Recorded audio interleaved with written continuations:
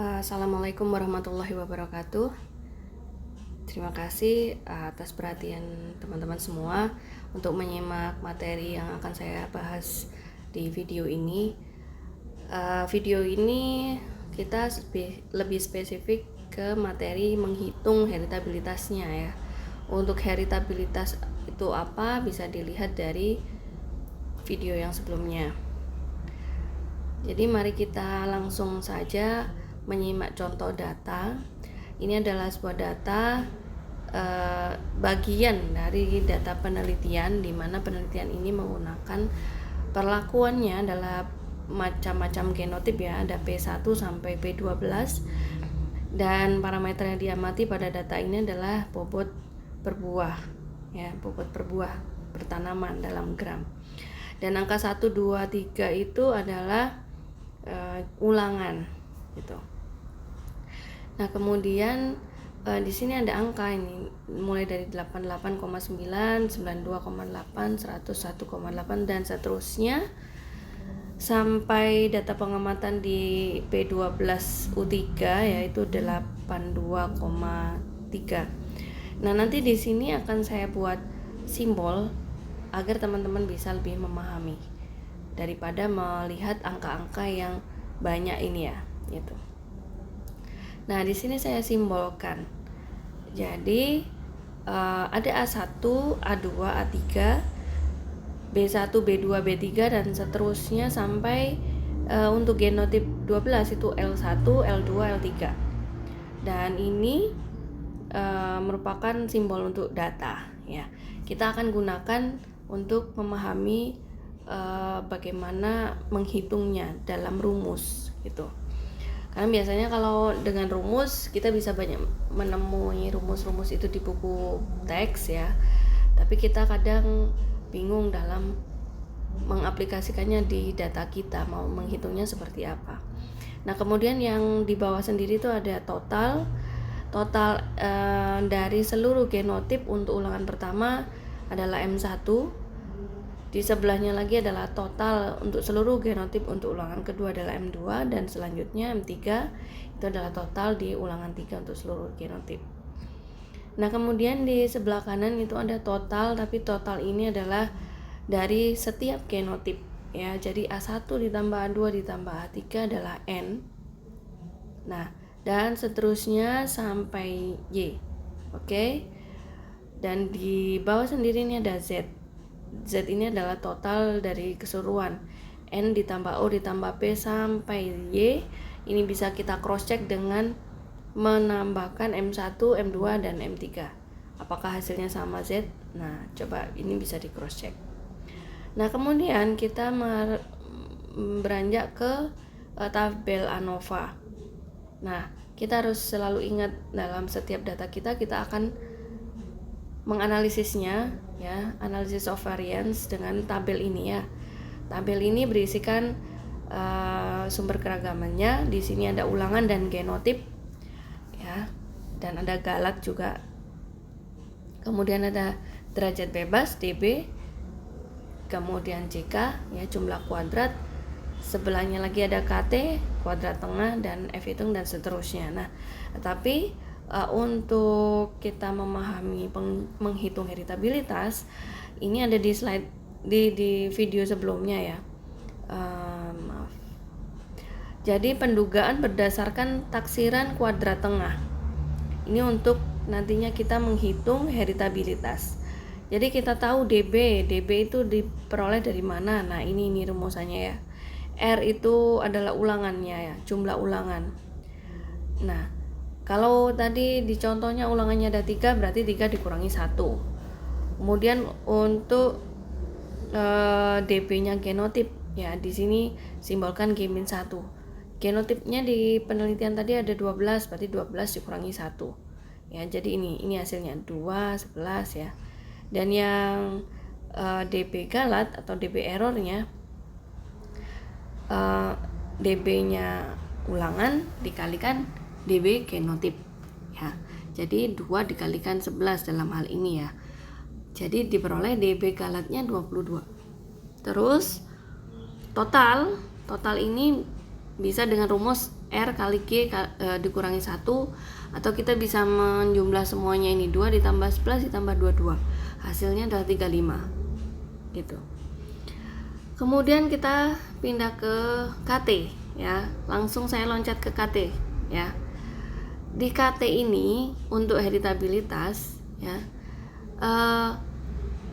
KTR kita simbolkan untuk ulangan, KTG kita simbolkan kuadrat tengah untuk genotip, dan KTE kita simbolkan untuk kuadrat tengah galat atau error.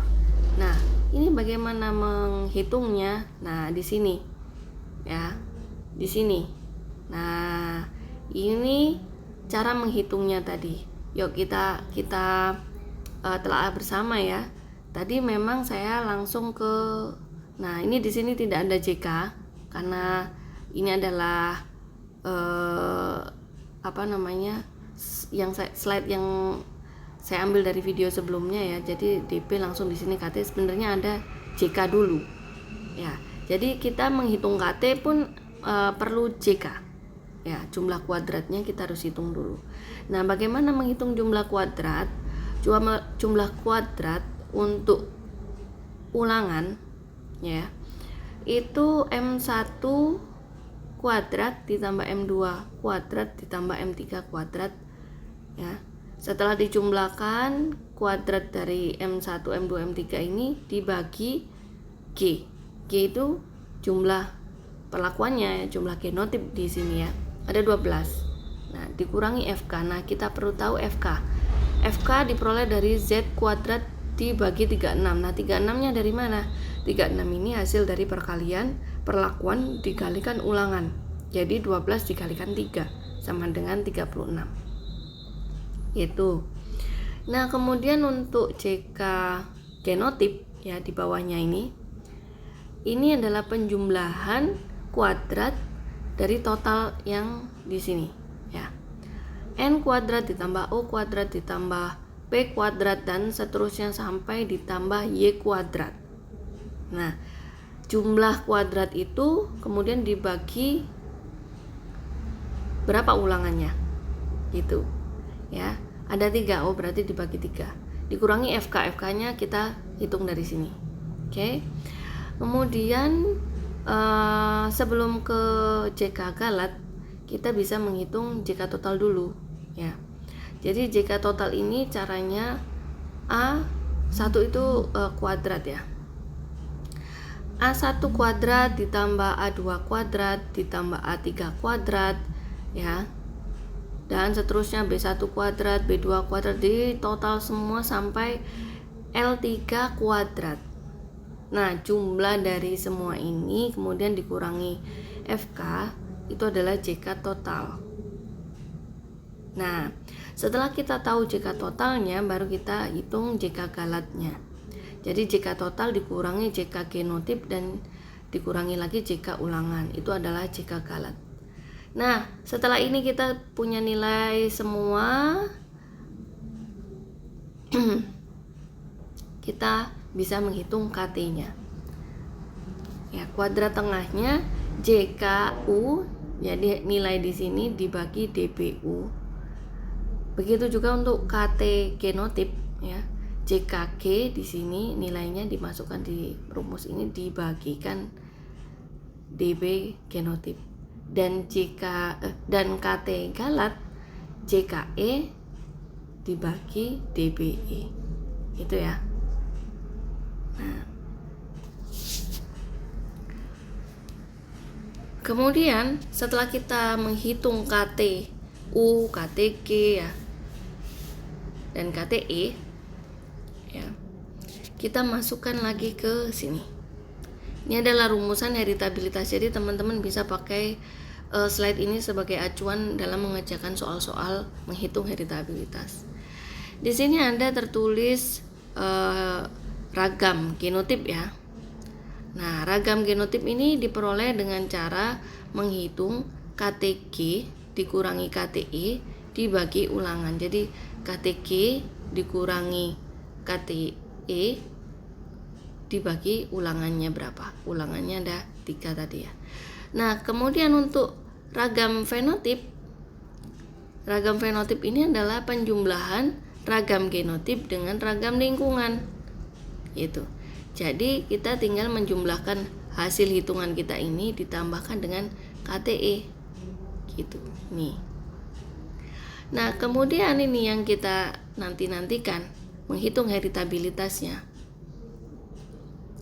Heritabilitasnya ini dapat diperoleh dengan menghitung ragam genotip dibagi ragam fenotip. Jadi kita tinggal membagikan nilai ini dibagi dengan nilai ini, ya.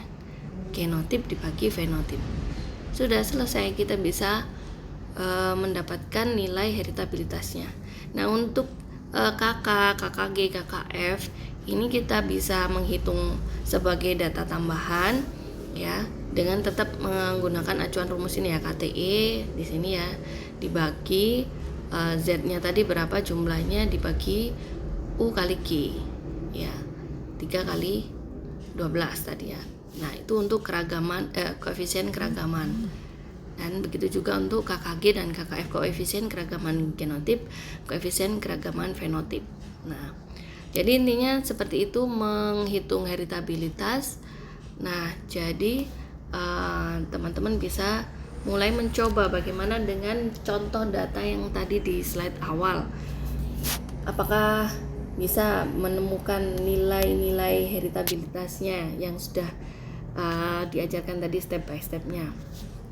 Nah, bisa dicoba. Jadi di sini ada nilai makna nilai heritabilitas. Sekali lagi, untuk heritabilitas rendah itu di bawah 20%. Maaf, ini salah simbol ya. Untuk heritabilitas sedang ini 20 sampai 50 ya. 20 sampai 50, aduh keliru. Ya, heritabilitas tinggi ini lebih dari 50%. Nah, untuk heritabilitas tinggi itu berarti seleksinya bisa dilakukan secara efektif. Tapi untuk heritabilitas yang masih rendah, ya harus ditingkatkan dulu heritabilitasnya. Dengan cara apa? Dengan cara persilangan, dengan cara memperbanyak keragaman sehingga bisa diseleksi. Nah, ini coba dengan data yang lain, cobalah untuk melakukan perhitungan, ya, sehingga diperoleh nilai heritabilitasnya. Selamat mencoba, terima kasih. Wassalamualaikum warahmatullahi wabarakatuh.